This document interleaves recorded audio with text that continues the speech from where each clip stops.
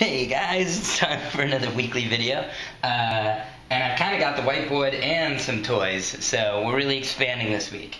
What I wanted to kind of go over is real quick a new design, this direction that we're going in Duskers, again, we keep having these kind of pivot points, and I think that this one's kind of interesting. So what we had before, just to recap, is we got these two drones, you're in a derelict spaceship, you can control the doors, and let's say this one starts open, so you know these two rooms are empty. What we were going to do before is we had the tower defense thing where we keep this guy at this doorway, we put this guy at this doorway, we open up the door, and we try and blow away what's inside. And if it tries to escape out and get back to our ship, let's make our ship this. It's got to go through these guys. And for a number of reasons that I've already explained, that didn't end up working out. So what we ended up going with was reducing the whole combat tower defense thing and increasing a little bit the deduction in the game. So what we would do is we would send this drone in, he would drop a little sensor in the room, then he'd back out, we close the door, we open this door. If all of a sudden that sensor goes off, we know that something wandered from here to there, we close the door again, we can open up this door, and hopefully there was only one thing in there, and then he goes in and we continue to explore that way. Now, this seemed really cool and I played it several times and it was really fun, but the problem is, as with anything, is that even though this is a fun little deduction game, eventually it would get old and repetitive if you play this as a roguelike or even just as a longer play experience. It would just get redundant.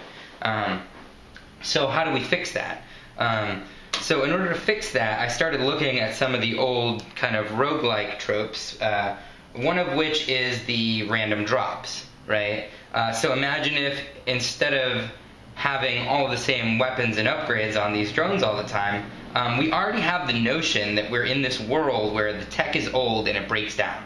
So what's great about that is that your upgrades break, and then if all of a sudden you stumble across some dead drone over here and you pick up random upgrades off of him, then what's happening is you're kind of reshuffling the upgrades that you have constantly because you're losing some and you're gaining some. And the idea is that way you'll always have kind of a random hand in which you'll have to create a dynamic strategy as you go, and that'll change the strategy as you go. And that seems really interesting to me, and that seems like the best way to go. Not only does it kind of work with the vibe of scavenging, where instead of going and buying new upgrades, you're just getting what you can take off of dead drones, you're also doing something where that opens up possibilities. Now before, I didn't want to have an upgrade on this guy where he had a Gatling gun and he could just blow away anything when he opened up the door. But given this new scheme, I could have that. He could find this Gatling gun, he could open up the door, out pops a ninja, and he just blows him away.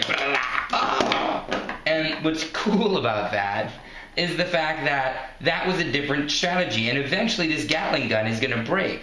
And when it does, suddenly I'll have to revert to some other strategy of stealth or indirection or something like that. I'll have lures, I'll have all sorts of traps and stuff. But in the meantime, after I've gone through, like, maybe 3 ships without a Gatling gun, to pick up a Gatling gun, that's just fun. And now all of a sudden I can have combat in again, because it's not just, go to the door, open the door, blow them away, because eventually that will break, and again, you'll get a new hand shuffled in. So that's the idea, it's kind of something that's a semi-given in roguelikes.